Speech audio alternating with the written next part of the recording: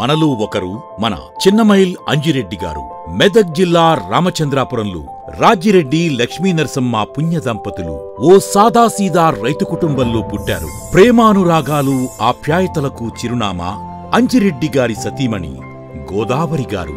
ఆమె ఆయనలో సగం. కుటుంబ వ్యాపార రాజకీయాల్లో తోడు నీడ. కుటుంబం నుంచి పుణికిపుచ్చుకున్న విలువలు, చిన్ననాటి నుంచి స్వతహాగా అలవడిన దేశభక్తి, ప్రజాసేవ 1978లో ఆర్ఎస్ఎస్ వైపు, 1982లో ఏబీవీపీ వైపు అంజిరెడ్డి గారిని ఆకర్షించాయి. 2 జాతీయవాద సంస్థల్లో కార్యకర్తగా, నికార్సైన జాతీయవాదిగా సమాజ సేవలు, విద్యార్థి సమస్యల పరిష్కారంలో చురుకైన పాత్ర పోషించారు. అంజిరెడ్డి గారు కష్టపడి చదివి గణిత శాస్త్రంలో పీజీ పట్టాను పొందారు. 1989లో వ్యాపారం ప్రారంభించారు. 1993లో ఎస్ఆర్ ఇండస్ట్రీస్ కు పునాదులు వేసి నేటికి వేలాది మందికి ఉపాధి కల్పిస్తున్నారు. చదివేందుకు విద్యార్థులు తనలా ఇబ్బంది పడొద్దని నిర్ణయించుకున్నారు. అక్కడి నుంచే తన ప్రజాసేవ ప్రస్థానాన్ని పరుగులు పెట్టించారు.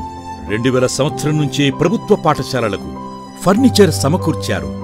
ల్యాబ్స్ ఏర్పాటుకు 60 లక్షల రూపాయల వరకు వెచ్చించారు.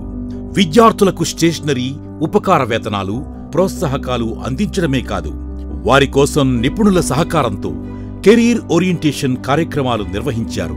యువతను క్రీడల్లో ప్రోత్సహించేందుకు ప్రతి ఏడాది sports meet, kho kho, volleyball, cricket టోర్నీలను నిర్వహిస్తూ తన క్రీడా స్ఫూర్తిని చాటుకుంటున్నారు.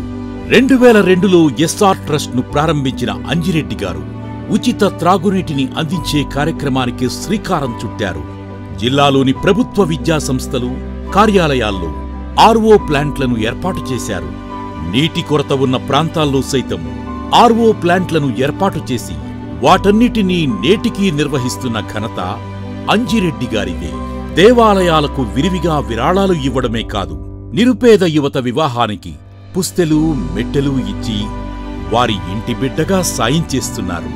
యువత, నిరుద్యోగులకు నైపుణ్య శిక్షణ అందించి వారి బ్రతుకు చిత్రాలు మారుస్తున్నారు.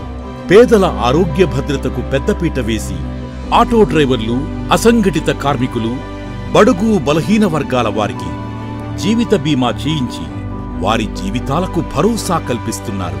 అలా నిస్వార్థంగా అంజిరెడ్డి గారు ప్రజాసేవ చేస్తున్నారు. ఇప్పుడు మనలో ఒకడిగా మన కోసం, మన గొంతుకై మన ముందుకు వచ్చారు. అటువంటి మనిషిని బలపరచడం అంటే మనలో ఒకణ్ణి బలపరచడమే.